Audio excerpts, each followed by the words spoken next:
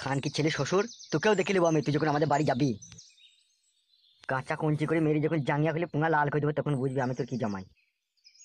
শালা দাঁড়িয়ে তুই আমাকে অপমান করলি রে, শালা নিজের বিটির একবার দই দিল না, শালা এমন শ্বশুর।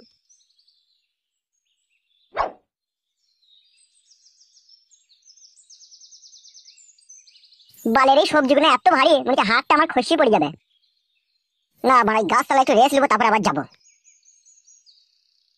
বালের এই জীবনটা মরণ চমচম হয়ে গেল ভরা, জিন্দিগিটা পুরো ল্যালটানি হয়ে গেল ভরা।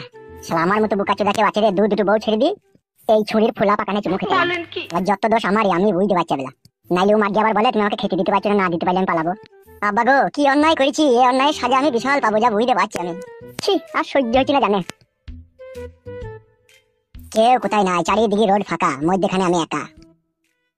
আর এই সুযোগেই একটা ভুং ভাং গান গেয়ে মনটাকে হালকা করতে হবে, আর নাহলে বুকের ভিতরে মনে হচ্ছে বরফ জমে গেছে, যন্ত্রণা করছে কাদা।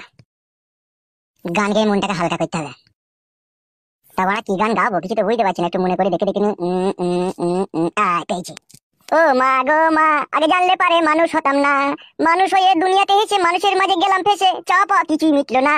ও মা গো মা, আগে জানলে পারে কুকুর হতাম মা, কুকুর হয়ে পাড়ার ভিতরে গিয়ে লোকের বাড়িতে ঢুকে হাড়ির মাংস খেতাম মা, কত আরামে থাকতাম গো। ও মা গো মা, আগে জানলে পারে মানুষ হতাম না। তো নাই তোমার আবার আশেপাশে, ওটা আবার কোন শোনাচ্ছে এইদিকে? আশা ছিল, ভালোবাসা ছিল, আজ আশা নেই, ভালোবাসা নেই। কে রে মাঙের ছোড়াটা এত দুঃখ কষ্ট নিয়ে দুনিয়াতে বেঁচে আছে? এই সেই আমবাগানে যার তলে দাঁড়িয়ে চোখে চোখ হাতে হাত বুকে হাত দিয়ে টিপা টিপি হতো,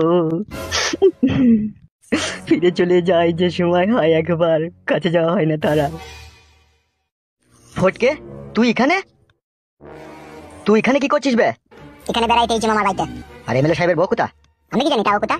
এ বালমুকু, তুই তো এমএলএ সাহেবের বউ কিলি পালিয়েছিস বে, মনে করছিস আমরা কিছু জানি না নাকি? সব গোটা গ্রামের লোক জানবে। কি জানে ভাই গোটা গ্রামের লোক? কি আবার জানবে গোটা গ্রামের লোক? তুই যেটা জানিছিস, তুই যেটা শুনেছিস, তুই যেটা দেখেছিস সেটাই জানে। এ ভাই কাল্লু, কাউকে বলি না হ্যাঁ ভাই আমি এখানে আছি।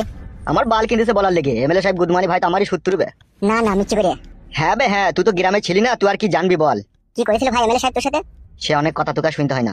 না ভাই বল বল, গ্রামের খবর শোনার জন্য মনটা একটু হামলা কামড়ি করছে, বল। এই খবর তুই যদি শুনিস তোর মন খারাপ করবে। মন বলে আর কোনো জিনিস নাই রে ভাই, মন সব পাথর হয়ে গেছে, বল কোনো কিছু হবে না মনে। শুনবি? বল ভাই।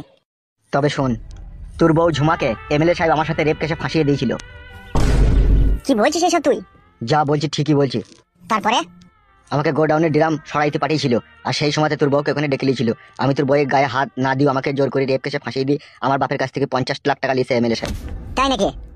হ্যাঁ। আর কে ছিল আমার বউয়ের সাথে? তো শাশুড়ি ছিল নারকেল বেগম, ওই সমস্ত প্ল্যান করে এমএলএ সাহেবের সাথে সাট করে আমাকে ফাঁসিয়েছিল। ছি ছি ছি ছি, খান কি মা হয়ে কি কাজ করেছে রে, নিজের বিটিকে রেপ কেসে ফাঁসিয়েছে রে?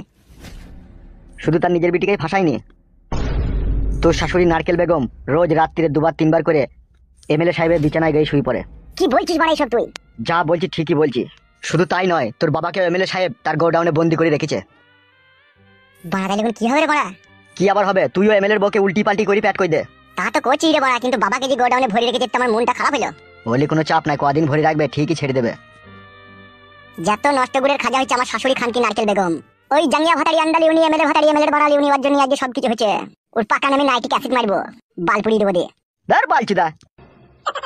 কি বলছিস, বাল পুরাবো না? এখন শোন, ওইসব কথা পড়া হবে, আমি একটা এখন কথা বলছি শোন। বল কি বলবি? আমি বড় এই গ্রামে বিয়ে করেছি, এই গ্রামে আমার শ্বশুর বাড়ি, বুঝলি তো? তাই নাকি? হ্যাঁ। তা কথা হচ্ছে আমি শ্বশুর বাড়ি বউকে বেড়াইতে এসেছিলাম, সবাই আমাকে অপমান করে বাড়ি থেকে তাড়িয়ে দিল। তা কথা হচ্ছে এই পোড়া মুগলি এখন আমি কি করে বাড়ি যাবো সেটাই বুঝতে পারছি না।